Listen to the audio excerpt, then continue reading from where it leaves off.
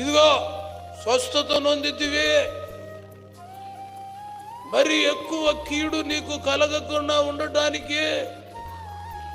చూడండి, ఒక చచ్చిపోయే వ్యక్తి డాక్టరు ట్రై చేశాడు, బతికాడు. వాడు బతికిన తర్వాత డాక్టర్ ఏం చెప్తాడు? ఒరేయ్, ఈసారి అని వచ్చిందంటే మా వల్ల కాదంటాడు. అలాగే దేవుడు నిన్ను విడిపించాక నువ్వు మళ్ళా పాపం చేస్తా అంటున్నాడు ఆయన. మరింత ఎక్కువ కీడు నీకు వస్తుంది. కీడు నీకు వస్తుంది. కీడు అంటే పాపము అని అర్థం. కీడు దేని వల్ల వస్తుందంట? పాపం. అంతేగాని మైళ్ళు పిల్లల మెడలో వేసుకొని పుడతా అవి కీళ్ళు కాదు. చచ్చిపోయినోడు అది కీడు కాదు.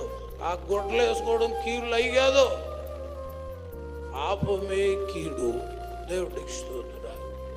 అందుకే అన్నాడు, మరి ఎక్కువ పాపము, మరి ఎక్కువ కీడు కలగకుండానట్లు కీడు కలిగించే పాపాన్ని నువ్వు చేయొద్దు.